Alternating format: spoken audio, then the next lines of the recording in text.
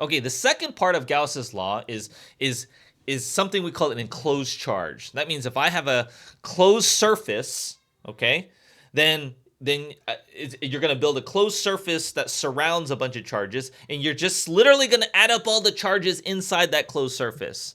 So if they're discrete charges, pretty simple. You just add up the total charge. If they're charge distributions, then we might have to do some integrals, which is obviously the more complicated scenarios. But the general idea is there's a surface. We're going to do a flux calculation like we talked about in the previous lesson, but we're also going to look at how much charge is enclosed in that surface, right? So that's the big idea. How much charge is within there? Okay, so let's look at a linear charge density. We have a long straight rod of length L has a linear charge density. Lambda is equal to lambda naught 1 plus x over L. And this thing has a length L here, right? And then this is x being the distance from the left end of the rod. So we'll call this x equals 0. We'll call like this x refers to how far we are from the left end of the rod. Derive an expression for the total charge of the rod in terms of lambda naught and L. So in other words, we want to calculate what the total amount of charge of this rod is going to be. So what are we going to do? We're going to chop it up into little pieces, right?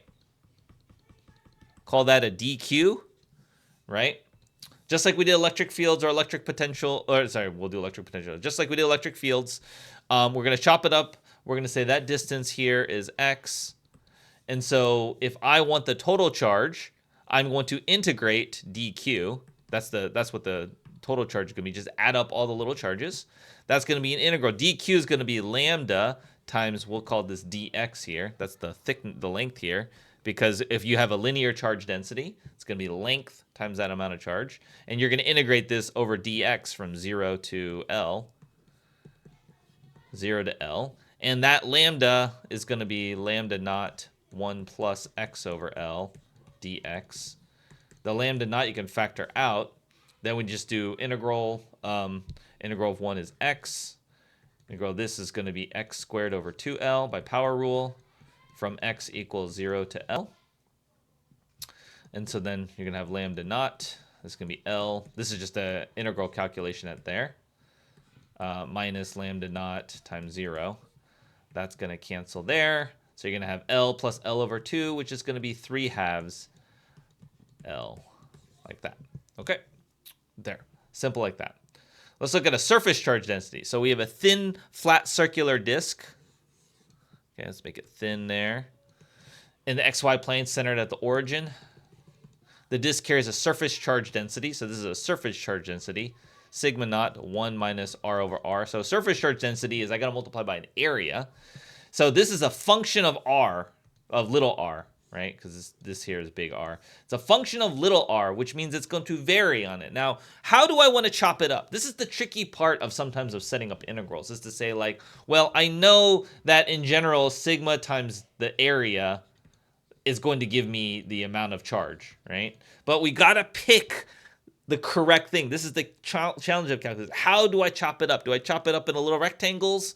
No, we want to chop it up into little rings. And why do I want to pick rings here? It's going to be a ring of thickness. It's going to have a thickness of dr. Why do I pick a thin ring like this? Why? Is it because it's a circle? It has to do with the fact that the density is a function of r. So if I pick a very thin r, notice that for this ring, all the charges are the same distance r away. Like every part of this ring is a constant r. So you can assume that throughout this ring, that sigma is constant. About constant. It's given by this value. But the thing is like if I compare the outer ring to the very close ring, then they're going to have very different densities, right? Because it's a function of how far away we are from the axes. So by picking a very thin ring, I say like, well, this R is not varying very much because I made it very, very thin. So it has a thickness dr, or like a thickness dr there. And so then I can just multiply the two to calculate what the charge there is. So how much charge is located in that ring is literally the sigma times the area. What is the area of that little ring is? Well, it's dr thickness. And think of it as like if I rolled it out as a very thin rectangle, it would be a thin rectangle. If I cut it and unrolled it, it would be a very thin rectangle. So the sigma is going to be sigma naught 1 minus r over big R. And then that area is just going to be like an area of a rectangle. If I cut it and unravel it, the area of that rectangle is going to be the circumference of the circle, the length of that rectangle, times how thick the rectangle is. Right? And so then we're going to integrate this. And we're integrating over dr. So we're going to integrate from 0 to capital R, like that. Okay? So the sigma naught is a constant. And then we're going to and then the 2 pi is also a constant. And then we're going to distribute the r. It's going to be r minus r squared over big R dr. And then now we can do power rule on this, right? Sigma naught times 2 pi is going to be r squared over 2 minus r cubed over 3 big R from 0 to capital R. If I plug in 0, this is little r. Little r being 0 will just 0 out. So I just plug in big R. I'm going to put the 2 pi in front. So it's going to be r squared over 2 minus r cubed over 3r. That's going to cancel there, and I get that squared. And then if I plug in 0, I get 0. So then this is going to be 1/2. So this is 2 pi sigma naught. I can pull out an r squared. It's going to be 1/2 minus 1/3, which is 1/6. And so it's going to be pi sigma naught r squared over 3. Like that. Okay? So the setup's the tricky part. The execution of the integration, something you should be able to be fine with in calculus. You learn all those things. But the setup is the tricky part, right? That's what you have to do. Let's do a volume charge density. So we have a spherical charge of radius r contains a charge with non-uniform charge density. It varies according to the equation.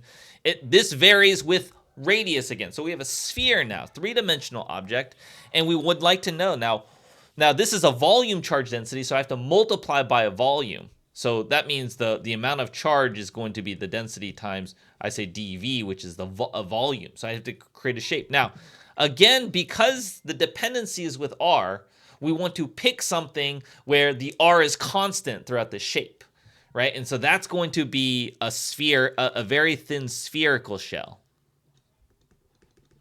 Okay, and the reason we're going to pick a very thin, it's going to have some thickness in there, right? Because if I just do it's going to have some thickness. It's going to be hollow in the inside because I want everywhere on the point of that sphere is the same r away from the center and thus has the same density, right? And so then we're going to say, well, what's the volume of that thing, right? So we know the density, 1 minus little r over big R. What is the volume of that shell that I made? It's a shell. Remember, it's not a solid. Don't think 4/3 pi r cubed because I'm not talking about the interior volume of the entire sphere. I'm talking about the volume of this very thin shell. And that's going to be, if you rolled it out into a sheet of paper, it's kind of like the area of that paper times the thickness because it's very thin, right? And then that thinness is dr, by the way. That's dr. So it's going to be the area, which is the surface area, times how thick it is, times dr. So this is the area times the thickness. That would be the volume of this part here. And again, I picked that little shell. And then we just want to say we're going to add up all of those shells from 0 to big R. So that's the setup there, right? This takes a great deal of practice, by the way. But we're going to put the 4 pi rho naught. Those are constants. 0 to big R. We're going to distribute the r squared. So it's going to be r squared minus r cubed over big R dr. And then we're going to just do power rule then. So this will be r cubed over 3 minus r to the 4th over 4. And then we're going to go from little r goes from 0 to big R because we're integrating over little r like that. And then we're going to plug that in. So it's going to be 4 pi rho naught r cubed over 3 minus r to the 4th over 4r. And one of those will cancel, so you get r cubed. So it'd be 4 pi rho naught r cubed. And it's be 1/3 minus 1/4, which is 1/12, I'm pretty sure. So that cancels with that, becomes 1/3 pi rho naught r cubed. The rest is just math at that point to simplify. Okay? So that is kind of how you want to calculate the charges of various things. And now we just did the entire charge of them, but it's possible that we might enclose something and just do portion of it, right? And so we got to keep that in mind that in this case, we did do the total charges of everything, But we might construct a surface to say, I only want the charge inside that surface. But if you're able to do the flux calculation in this, then that will lead us to the next lesson, which is how do we use Gauss's law.